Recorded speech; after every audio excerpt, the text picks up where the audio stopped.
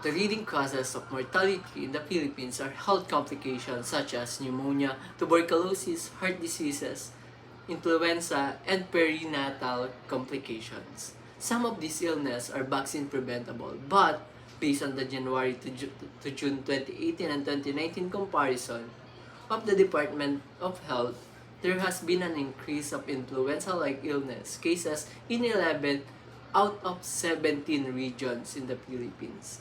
And for dengue, 16 out of 17 regions had an increase for dengue cases, which amounted to 130% change since 2018.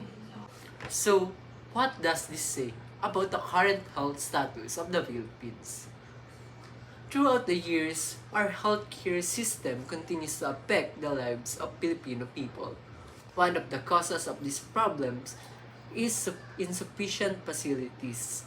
The Philippines has approximately 1,800 hospitals, and 40% of it are public hospitals. Among the 17 regions in the Philippines, there are only 4 regions in which the ideal ratio per population is achieved. Second are insufficient medical practitioners. Many of the medical practitioners are training to work abroad.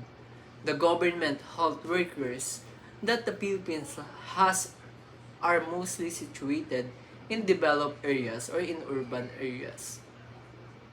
Finally, another reason is budget cut. Despite the fact that the government plays a major role in creating solutions, the Department of Health has faced a massive budget cut. The budget of the Department of Health for next year has been cut by 10 billion.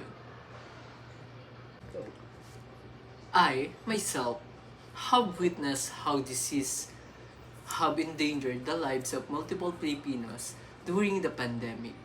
Yet, it still surprises me that despite the large circulation of this issue in the news and other media outlets, there are still no visible improvements in our healthcare system. This led me to develop a passion for an advocacy for a proper and adequate healthcare system. I believe that the saying prevention is better than cure is the right perspective that we should take in healthcare. It is better to think that healthcare should be more focused on prevention and control rather than focusing on treatment only. It may seem like a fever dream to accomplish this type of outcomes. However, we have seen from healthcare system in other countries such as Canada that revisions can be made possible with proper steps taken. So, we must ask ourselves first, what makes an ideal healthcare system? An ideal healthcare system comprises of 3 factors. 1. Accessibility. 2. Timeliness. 3. Affordability.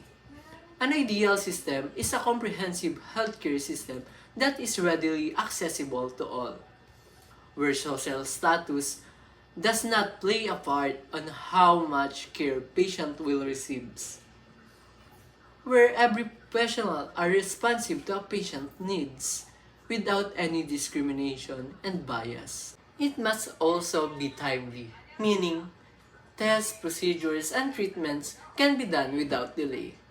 Symptoms of disease will be detected early and immediate solution can be made to cure the disease. Finally, an ideal system offers services that are affordable. Patients must be given proper insurances that can cover their expenses. These services must also be readily given without hesitation. So now that we have properly idealized what a healthcare system should look like, how can we make little steps to put this into action? As a student planner, we can voice out for this. We must join student organizations that promote preventive healthcare that can solve the problem from its roots. Creating and joining school organizations can help us materialize the solutions we have together with the people who shares the same sentiment. It opens us to multiple perspectives that will allow us to better understand the world as a planner.